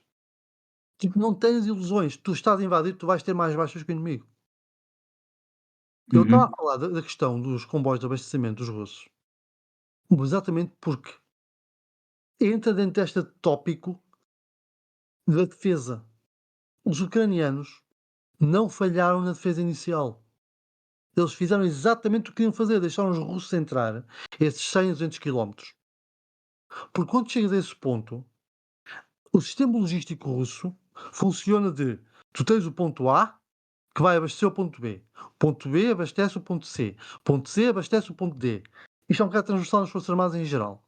O sistema russo está muito limitado pelos 60 quilómetros fixos de caminhões que eles têm, que já vem do tempo soviético. Ou seja, os ucranianos, ao permitir esta invasão, ao permitir este avanço inicial, criam um espaço de estradas desocupadas que eles podem usar para fazer ataques atrás das linhas inimigas. E é isto que eles têm dado a fazer. Há combates frontais. Há. Uma coisa que eu próprio não sabia, que me surpreendeu quando me informei sobre isso, é que os ucranianos estão a fazer combate convencional. Há carros de combate contra carros de combate, linhas de infantaria contra linhas de infantaria. Estão a fazer coisas que já não vês na Europa desde a Segunda Guerra Mundial. Mas, acima de tudo, estão a fazer emboscadas. Ou seja, qual é a melhor maneira de tu destruir um carro de combate? É tirares o combustível. Tu não precisas arriscar recursos a destruir aquilo que é um veículo blindado extremamente perigoso. Vais destruir os caminhões que o estão a abastecer e no final do dia ele está parado e ninguém pode fazer nada com ele. E depois lá vão os tratores dos ucranianos a rebocar os Exatamente, rebocar tanques. os carros de combate. Ok, hilariante. E está a acontecer muito, muitos carros de combate estão a ser reapropriados. E agora vocês veem T90 de última geração, T90 é um dos carros de combate mais recentes que os russos têm. Estão a ver T90 de última geração com uma bandeira ucraniana em cima. A única maneira dos ucranianos o terem é de terem capturado o inimigo. Ahm, eu estava a falar sobre isto por causa da questão da logística e. Tu foste aí ter, vê lá, porque eu perguntei daqueles 3 países. Tu Sim, foste, tu exatamente. foste, tu foste daí. Sim. Sabe, porque isto é um tópico elaborado, bastante Sim, sim. complexo. E a parte militar está a ser tão interessante como a parte política, pelo simples motivo de que, até há 3 semanas atrás, o exército russo era um dos grandes exércitos do mundo. Toda a gente, toda a gente tinha receio do que é que seria um confronto convencional entre a Rússia e países da NATO, e os Estados Unidos, até mesmo a China. Como é que isso é um confronto desses? O quão bem seria o exército russo? Qual seria a performance do exército russo em batalha? Quão destrutivo ele é? Quão eficiente ele é? E eu já tens a resposta. Olha, e agora uma pergunta. Sim, Eu tenho a ideia que sempre que há assim uma guerra, depois os outros países estão sempre assim atentos, especialmente os sim. países, os países vizinhos. Esta fraqueza da Rússia poderá, tipo, levar a que um dos vizinhos tente, tipo, sacar assim uma regiãozita ou qualquer coisa assim? Não, não, definitivamente não. Hás de ver a novela com os MiG-29 polacos para veres que ninguém está realmente interessado em atacar a Rússia. Por simples motivo que a Rússia, tipo, fazes isto, estás a convidar a Terceira Guerra Mundial. Ninguém quer a Terceira Guerra Mundial. Falaste nas sanções há bocado. E a cena das sanções é: as sanções não vão prejudicar os oligarcas. Eles são bué de ricos. Mas vão prejudicar muito o russo normal, os cidadãos normais. E a A nós também. ideia é sim, mas a ideia das sanções na Rússia é de fazer, é de criar aquelas revoluções que aconteceram em 91 e em 1917. Mas É um aí também o Ocidente não está a ser um bocado tipo mau ou frio ou criar esse ou criar está a usar basicamente o povo como um peão, o povo russo. sim, mas a questão é, a alternativa é a Terceira Guerra Mundial.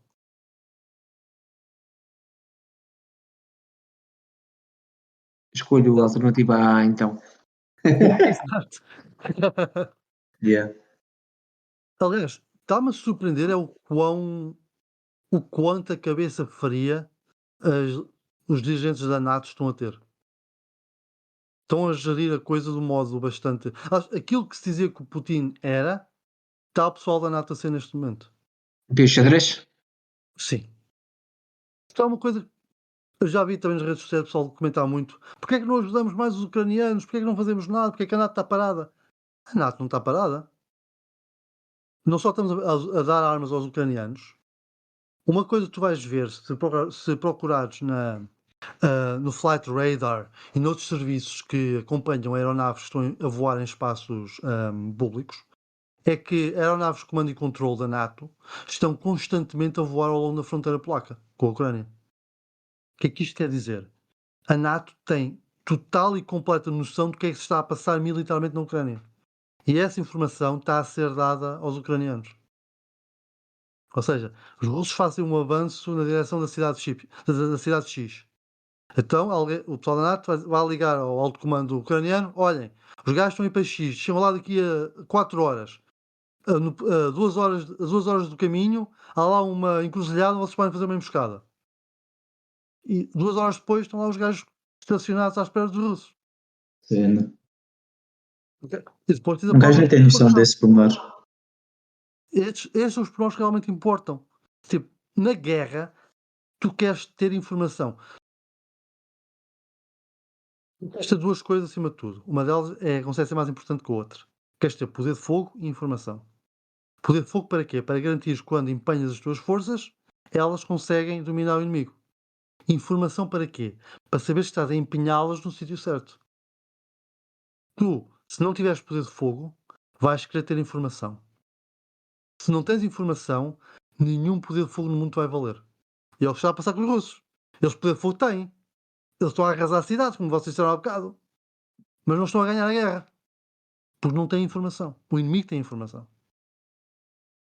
Outro detalhe que também está a acontecer, que é os ucranianos estão em massa a partilhar a participar na guerra de informação. Tens um aldeão que vê carros de combate russos a passar, vai ligar ao 112: olhem, há russos ali na estrada ao pé da minha casa, apanhem-nos. Outra coisa que está a acontecer é raparigas ucranianas estão a fazer contas no Tinder e a aceitar convites de soldados russos. E depois perguntas onde é que Que cena. Não, sai daí. Não, estás a gozar. E que depois quê? Não ouvimos. perguntas onde é que eles andam. Ou então veem no Tinder, porque eles esquecem-se de apagar a cena de não mostrar Ei, informação. E que depois elas sabem onde é cena. que os gajos andam, ligam então para o 112: olha, sabem que há russos ali, vão lá ver Olha, algo. isto faz-me lembrar aquela citação de não sei quem Posso. que diz que a realidade não tem que fazer sentido. A ficção tem que fazer sentido, a realidade. Yeah. Porque isto se fosse num filme, um gajo dizia: Nunca isto é imaginava, estúpido, yeah. meu. Isto é tão estúpido. Sim. Eu quero o meu dinheiro de volta. Yeah. Querem saber qual é que é realmente o ponto mais ridículo disto tudo? Isto consegue ser mais ridículo. Diz-me. Os russos ou não têm, ou não estão treinados, os soldados normais, os recrutaditos que eles mandaram, 18 anos que eles mandaram para a frente, para morrer, não têm ou não estão treinados para usar equipamento rádio de última tecnologia. Estão a usar os rádios Yeah. do tempo Nunca da tinha Guerra pensado Fria. nisso. Não, Estão a não usar os estão, rádios do tempo da não Guerra Fria. estão, não estão preparados para o analógico, não é? Exatamente. Estão preparados para o analógico, não estão preparados para o digital. Então o que é que está a acontecer? os, o pessoal dos rádios amadores, na Polónia, na Roménia, na Moldávia, está a encontrar as comunicações deles e está a transmiti-las para o resto do mundo. O Rui Pinto está sempre a publicar isso. Eu Boss. tenho o Rui Pinto no. É o Rui Pinto, não é? Aquele hacker. É o Rui Pinto, sim, sim, sim. Eu tenho um no Twitter e ele está sempre a publicar as cenas no. Pois é, as transmissões dos russos. Yeah. Ele- Mas é que ele nem precisa de. Ele nem Ser precisa hacker, de né? fazer. Será que tu vais aos sites dos grupos de rádios amadores desses países e estás lá a ouvir a tarde toda, se quiseres, os russos a falar uns com os outros? É bem Que estranho. cena. Epá, novamente, é de género. Os americanos estão a tentar perceber o que está a passar. Olha, o gajo da 51ª estão a dizer que acabaram de ser emboscados, portanto os gajos devem estar naquela cidade. Mas os da 52ª dizem que não conseguem encontrar a estrada. Portanto, eles devem estar de 5 km atrás, mandem os ucranianos para lá. Cena. É. Estes aspectos, esta dinâmica de como é que a guerra está a funcionar, está a revelar não só a fraqueza dos exércitos de estilo soviético, e os chineses devem estar muito atentos a isto, porque a doutrina deles é soviética, mas também a demonstrar a capacidade real da NATO. E honestamente, a NATO está a derrotar a Rússia sem dar um único tiro diretamente neles. Só Yes. com tudo, só com todo o mecanismo de criação de informação que eles têm. Porque lá está, tens o Pentágono e tens pessoas que ganham muito mais dinheiro que nós iremos ver na nossa vida, que são pagos só para prever como é que se ganha uma guerra contra estas potências. Que cena. E nota-se, tipo, eu acredito piamente que os ucranianos não só foram bem treinados pela NATO, como têm gajos da NATO misturados lá com as unidades deles, a coordenar, nem que seja só para coordenar. E vê-se o Pois, exército russo a ser aniquilado. Sabe o que é que eu ia dizer? Desculpa. eles não, a NATO nunca poderia era assumir que estava na guerra, né? Porque depois é que dava a Assim, terceira exato. guerra mundial. Isso é uma coisa que eu nunca, pelo menos para já não vou admitir publicamente.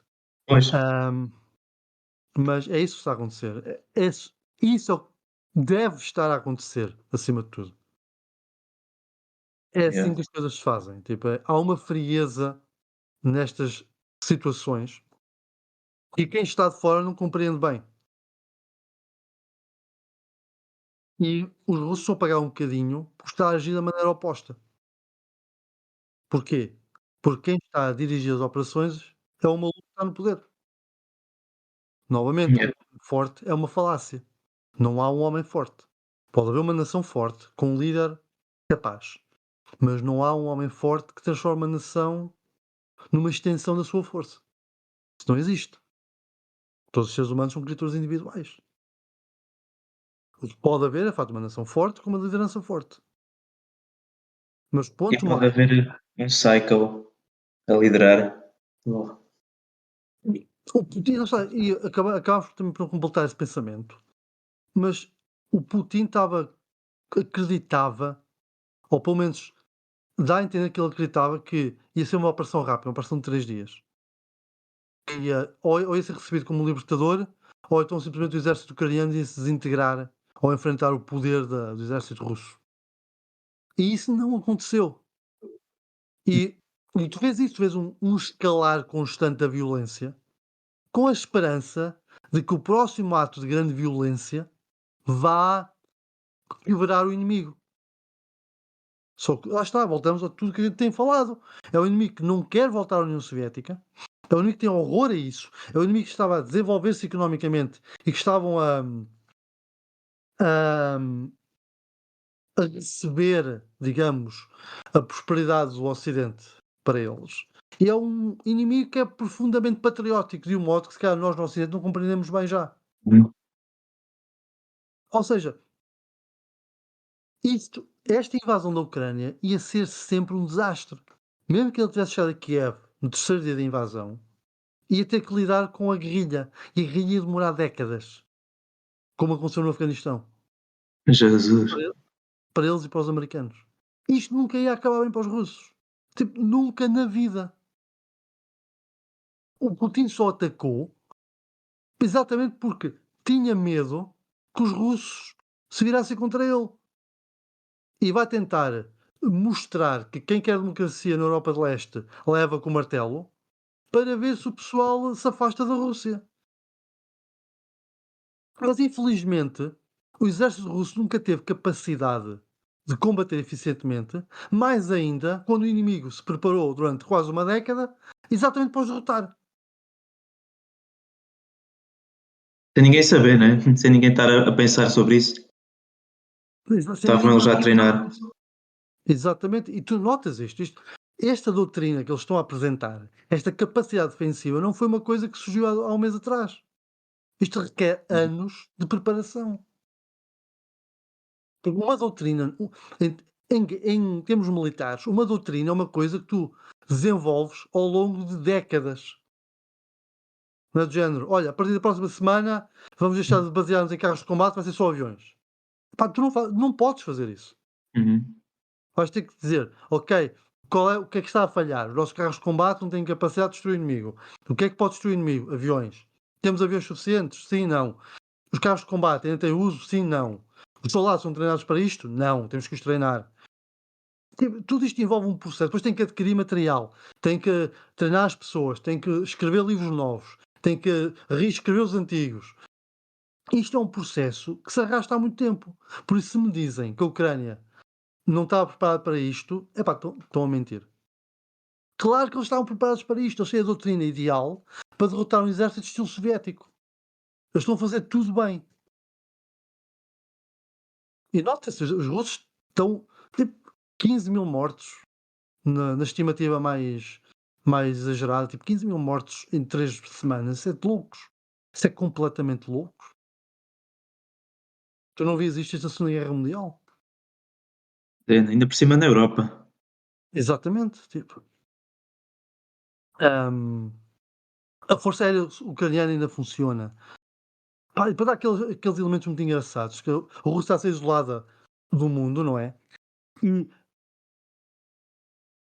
por exemplo, o Erdogan da Turquia supostamente é também um dos amigalhaços do Putin. Ainda ontem foram a uma reunião lá na Rússia para falar com o gajo. E quando o avião dos enviados, os enviados turcos está a voltar à Turquia, está a descolar um avião militar da Turquia para entregar drones à Polónia. Oh, Para vocês verem como é que esta gente funciona. Assim está bem. E lá está, mesmo aquela questão dos MiG-29, a Ucrânia não precisa de MiGs. A Ucrânia precisa de drones. A Força Aérea Russa não está a funcionar de todo. E o que funciona está a ser batido pelos mísseis terra-ar. Portanto, está controlada. O que eles precisam é de drones para detectar e bombardear as tropas russas, quando eles não podem fazê-lo com infantaria. E a população a vencer tanques com coquetéis Molotov. Sim, sim. Sim, é uma arma barata e eficiente. Ainda para mais carros de estilo soviético, que claramente não têm preparação para lidar com esse tipo de ameaça. E vocês veem isso, há filmagens disso. Sobretudo Yeah. carros, veículos de transporte pessoal, que eles estão a cozinhar a infantaria lá dentro. oh. Aquilo é como assar chouriças. Cena. Olha, já agora, eu já não falo há um bocadinho de tempo, deixa-me dar só aqui uma chega. Claro, claro. É que é assim, como o Putin diz, uma das razões que ele invadiu a Ucrânia é que ia destornar lá um governo fantoche, né? Que ele diz que o Zelensky é um fantoche dos Estados Unidos, aqui. Com o governo nazi também. Mas sim, e aquilo é um drogado, não sei o Yeah. que seja, o que é que isso interessa, mas pronto. Mas pronto, é assim, o anterior que lá estava, qual é que era? Antes do Zelensky. Sim, pronto, não interessa ou não. O que lá estava antes, o Ocidente dizia que era um fantoche da Rússia. O que está agora, O a Rússia diz. Yanukovych. Sim. Pronto, estás a ver a ideia. O que está Sim. agora, a Rússia diz que é fantoche do Ocidente.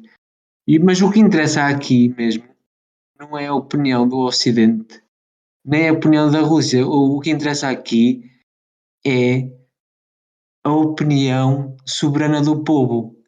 Uhum. E qual é a opinião deles? É apoiar o Zelensky e é apoiar a chegada para a União Europeia, para a NATO e essas coisas todas. O povo está com essa ideologia.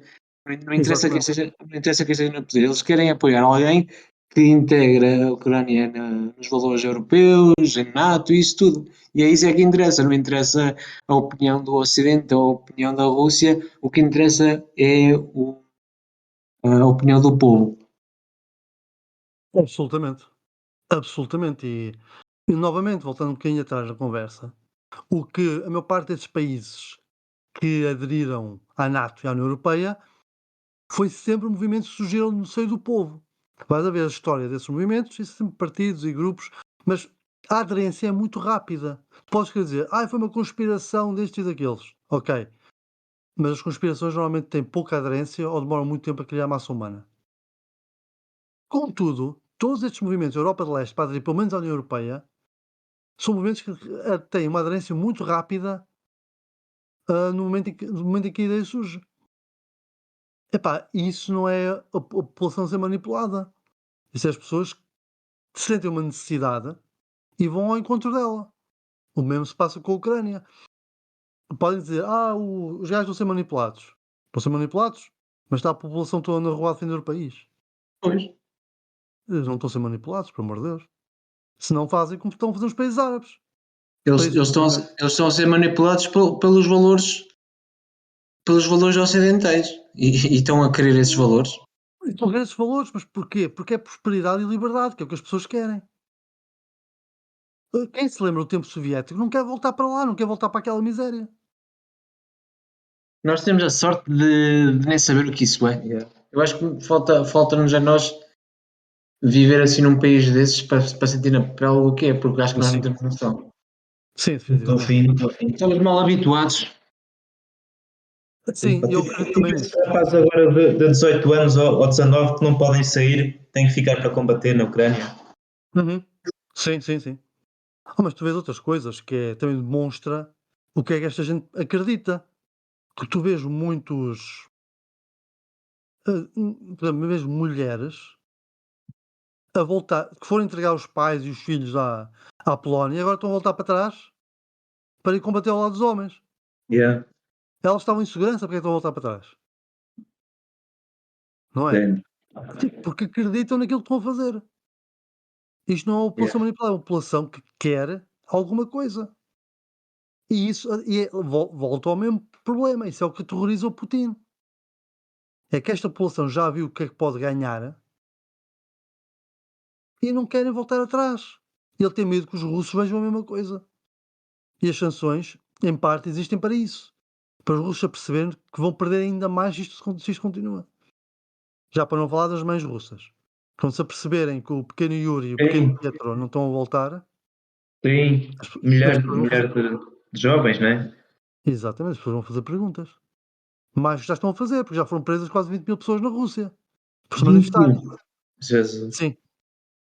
Aliás, o problema com os prisioneiros é tal que no governo russo estão a criar ideias de enviar os presos políticos para combater na Ucrânia. Eish. O que eu digo desde já é absolutamente insano. Já chegam à Ucrânia, matam o oficial e passam-se todos para o outro lado. E já aconteceu na Bielorrússia. O exército bielorrusso não saiu dos quartéis porque o Lovchenko, o auditor da Bielorrússia, sabe, no momento em que a tropa sai do quartel, vai para Minsk. Não vai para Kiev, vai para Minsk. Para o mandar abaixo. Porque há muitas unidades do exército bielorrusso que passaram a fronteira e passaram para os ucranianos. Sim. Toda esta Podes. situação está a ser. Isto é um imbróglio da maior ordem. É mesmo. Eu nunca vi nada deste género. Eu pensava que aquilo era favas contadas, que era tipo Crimeia, não é? Ou assim. Exato, mas era mesmo isso. Eu pensava que ia ser outra vez a Crimeia. E está a ser Jesus. um desastre. Não há outro nome para isto, é um desastre. Ias dizer qualquer coisa, Celestino? Vou fazer mais uma pontinha aqui. é uma coisa que não falaste, que é, e a questão dos recursos naturais da Ucrânia terá algum impacto na decisão dele ter invadido? Talvez, mas não é o mais importante. A Rússia tem muitos recursos que ainda não foram explorados.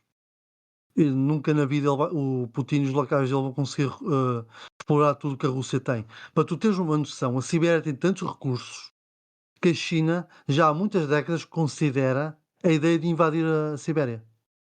Ana. Invade um aliado, mas os recursos valem a pena. Os recursos que a Ucrânia tem são vastos, sim, E também tem a ver são agora muitos. com o derreter do gelo e isso, lá do permafrost, isso que falam na Sibéria. Exatamente, Também tem torna a as ver com coisas isso. mais acessíveis. Yeah. Mas a Sim. questão da Ucrânia, a parte política é muito mais importante que a parte material. Uhum. Porque, novamente, digam o que quiserem. Eu já vi post sobre isso no Facebook e por aí adiante, que é já pensaram que tem gás natural e tem isto e tem assado. E a A Rússia tem Rússia muito também mais. tem, né? A Rússia tem muito Yeah. mais que a Ucrânia, tipo, não é nada que se pareça. A Rússia é gigante, é um país gigantesco. Em Pois. termos de recursos, há lá coisas que nem os próprios russos sabem que lá está. O problema aqui não é os recursos. O problema aqui é mesmo a infecção. O recurso é o cérebro, não é? Sim, sim, mas é isso, a Yeah. infecção dos ideais ocidentais continuarem a progredir para leste. E o regime putinista não vai sobreviver a essa infecção. Está na hora de ir. Tenho que ir vê-la. Aquele post do. Como é que é? Se o Putin está a ler o livro do Hitler, devia saltar algum espaço e dar já um tiro na cabeça. Yeah. Isso. Então ele não é assim tão xadrezista como o Não, pessoal eu vou ser honesto, eu também. nunca. Sim, eu não vou ser honesto, eu nunca acreditei que ele fosse. Mesmo quando era muito mais novo. Havia ali qualquer coisa que não estava bem, e que não estava bem é mesmo isso. É tudo propaganda. Está a saber que é tudo propaganda. Ele Yeah. roubou o país até ao tutano, e agora lança uma guerra que ele privou o seu país da capacidade de combater, É. como qualquer tirano. Por isso não venham dizer que vamos eleger este gajo que vai ser mais forte. Bem, isto para mim é uma coisa que me chateia profundamente, como alguém que gosta de história, que é ver todos os grandes ditadores do passado e todos eles fizeram a geneira da grossa, e ainda bem pessoas dizer que gostavam de ter um ditador. E eu fico, oh meu Deus. Como o pessoal português já falou do Salazar, não é? Exatamente, os Yeah. saudosistas. Já Tem noção que o Estado Novo acabou porque os jovens portugueses estavam fartos de ser enviados para a morte em África. Já yeah. para não Lá falar, das aldeias do fim do mundo já para a para não falar África. que a guerra em África é uma guerra que nunca ia ser ganha. A população não nos queria lá. Olha, uma coisa curiosa é que é um paralelismo entre o Estado Novo e a Rússia de agora, é que dizem que pronto, Portugal tinha grandes reservas de ouro, não era? Sim, Acho que dizem também agora do Putin também, que ele fez tipo, encheu os cofres do Estado que tem boas reservas, que uhum, devia estar a preparar para uma coisa assim, não era? yeah. Só que a questão é, o ouro, Dólares e cenas assim. sim, mas os dólares, o dinheiro estrangeiro é usado mesmo para ah, negociações entre Estados. O ouro não. O ouro serve para valorizar a moeda, ok? Só que a questão é, no caso do Estado Novo, podias ter metade do ouro do mundo nos cofres do Estado, não ia valer nada, porque era um Estado pária. Os únicos países que nos venderam coisas foi em condições muito específicas e sempre em troca de favores, normalmente dos quais saímos a perder.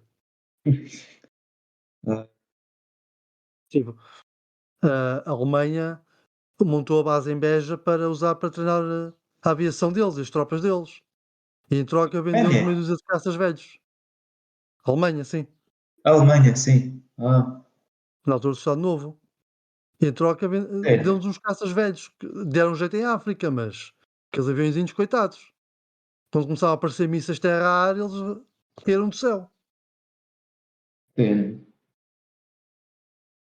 É, há uma incompreensão de como é que a história funciona. É como alguns memes que eu vejo, tipo algumas discussões que eu vejo online, pessoal a dizer que a Ucrânia estava a desenvolver armas de destruição em massa. Eu gostava de saber em que mundo é que isso estava a acontecer. Porque neste não é de certeza. Neste não é de certeza. Ouvi agora recentemente outra coisa, era dos laboratórios de bioquímica. O que sabe alguma coisa disso? Que os russos Eu não sei tanto quanto foram queria ocupar saber. uns laboratórios. Eu não sei tanto quanto queria saber, mas isso é uma. É assim, há laboratórios bioquímicos e de pesquisa nuclear em quase todos os países, ah, digamos, industrializados do mundo. Não, Porque mas isso aquilo, consegue. aquilo acho que era tipo de Não, biologia. sim, mas deixa-me só continuar, ah, porque é assim, a Rússia está desde o início a tentar justificar a invasão. Tentou justificar a dizer que ia libertar a população ucraniana dos nazis e por aí adiante. O Zelensky é judeu. É um nazi muito estranho. Mas em todo o caso, ah, chegaram lá, ninguém os quer lá. Estão a matá-los aos milhares para eles irem embora. Então, ah, o discurso foi mudando ao longo da guerra para ver se eles conseguem agarrar alguma justificação. Primeiro disseram que estavam a criar bombas atómicas. Estão a usar Chernobyl para criar bombas atómicas. Não é assim que isso funciona. Não é assim que funciona. Uma bomba atómica não vai usar urânio para energia. Precisa de um urânio altamente enriquecido. Que Obviamente. requer instalações muito específicas para as criar. É por isso que os iranianos não conseguem esconder o programa nuclear deles. Tipo, o nível de as fábricas e instalações que eles precisam são coisas tão vastas que não há maneira de esconder aquilo de ninguém. Ou seja, se a Ucrânia tivesse a fazer isso, o mundo sabia. Agora estão a dizer que afinal vão fazer armas biológicas. Ahm, e agora Tem que descobriram. inventar. Mas é isso. Novamente, armas biológicas. Pá, a gente sabia. Sabia-se que isso estava a acontecer. Até porque, à medida que o regime ucraniano se foi democratizando, na democracia existe esta coisa de justificar os gastos. Então, mesmo programas secretos, por exemplo, o DARPA nos Estados Unidos, não sabes exatamente o que é que o DARPA está a fazer, mas tens ideia. Porque eles têm que apresentar no orçamento o que é que estão a fazer. Há uma maneira de funcionamento das democracias que assusta gajos tirânicos. Porque um gajo, o Putin não pode chegar se fosse a Rússia fosse uma democracia, eu não podia chegar lá ao Parlamento e dizer: olha, preciso de 10 milhões de rublos para fazer um novo palácio. Yeah. Não pode. Numa democracia as coisas funcionam assim. Lá está, há muito dinheiro a correr por baixo da mesa. Claro que há, mas não é a mesma coisa, não é a mesma escala. Uhum. Não é a mesma concentração de poder num ou dois Sim. gajos. Está mais O que eu disperso. vi, o que eu ouvi dizer sobre esses edifícios biológicos é que estavam a criar, hum, acho que era a Ucrânia estava a dar DNA dos russos e dos povos eslavos aos Estados Unidos para eles criarem armas biológicas. Uau, já viste? Ah, É tipo, não, não, ainda não tens ouvido isso. É tipo, e o gajo, isto deu mesmo na TV, É. o jornalista ou o comentador depois a dizer, isto não faz sentido nenhum, imagina uma bomba que cai aqui na Península Ibérica e mata os portugueses e os espanhóis não. Yeah. Vai ser assim. Só atenção que isso é impossível. Não há diferenciação genética suficiente entre seres humanos para fazer uma coisa tão Yeah. específica. Mesmo que tu conseguisses, se for um vírus, ele eventualmente vai mutar e vai matar toda a gente. Se és uma bomba anti-portuguesa, olha, falas de exemplo português, o exemplo português é fantástico, porque se és uma bomba anti-português, vais basicamente matar metade do mundo. Yeah. Iam árabes, ia tudo. E os Iam brasileiros? árabes, iam brasileiros, iam nórdicos, iam gregos, iam povos do centro africano. Tipo, só a conta da mistura genética cá em Portugal, faz uma bomba anti-português, vais matar metade do mundo. Yeah. E a Ucrânia, apesar de ser os países da Europa, aliás, apesar de ser países mais um bocadinho mais historicamente um bocadinho mais fechados nesse sentido, mas são países que foram invadidos por quase toda a gente do mundo. Há lá muita mistura genética, isso não funciona assim.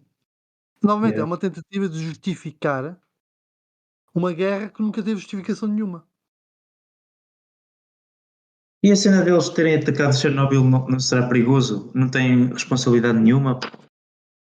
É assim, pode libertar radiação porque o a nova estrutura de contenção que eles unificaram aparentemente, existe Uhum.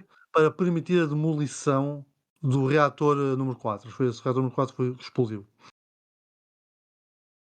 O reator que explodiu, basicamente, o reator explodiu, derreteu o combustível, tirou a tal pata de elefante que está lá embaixo, então criaram a instalação nova, que é um sarcófago gigante, oco, para que tem lá mecanismos dentro para ajudar a desmantelar aquela cena, para ver se os gajos se livram daquilo. Uhum. Só que, é assim, depende também do nível que já estavam as obras. Mas eu acho que o nível de perigo é pequeno. Como a questão do reator da central nuclear em que houve lá combates dentro, novamente, Ih, que cena. é mau, é aterrador, mas não há perigo. Porque Chernobyl foi uma situação muito especial. O acidente de Three Mile Island foi também uma situação muito especial.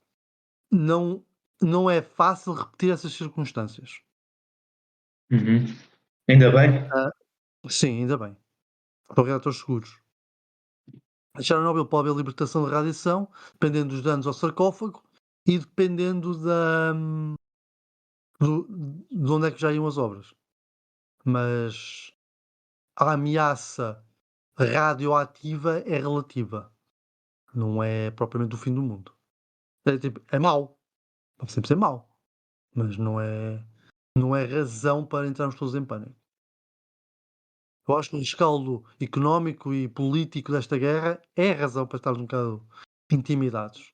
Mas não os Yeah. reatores nucleares. Ainda bem, Jesus. Bem, acho que o Tino tem que ir jantar. Sim, também já está na hora. Já estamos aqui há 2 horas. Yeah. Ah, foi uma boa conversa. Foi uma boa conversation, yeah. Já, vamos repetir isto. Um gajo aprende sempre mais qualquer coisa. Sim, espero que tenham aprendido alguma coisa. Que toda a gente, se alguém estiver a ouvir, já vou ver se consigo pôr isto a funcionar, também aprenda alguma coisa. Yeah. Isto E, estará a ser transmitido de direto para o mundo? mas vou agora. Ainda não. Ainda não. Mas eu vou agora editar isto um bocadito e depois vou Uhum. partilhar. E depois digo-vos alguma coisa.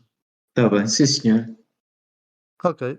Obrigado, Depois pessoal. repetimos aí outro dia. Gostei Depois- gostei da análise toda, tua e isso, porque contraria um pouco a simplicidade às vezes como a cena é tratada. Yeah. O que é um erro. Eu acho que essa simplicidade é em si um erro. Uhum. Yeah. Muito Ok, obrigado, pessoal. Francisco. Muito obrigado. Até à próxima. Doutor Francisco, professora Celestino, obrigado pela vossa presença. Até Obrigado, outro dia. engenheiro Hélio. Tchau, Vá, tchau. Francisco, um abraço. Foi fixe. Um abraço. Tchau, Tchau. tchau, tchau. Como é que se liga isto?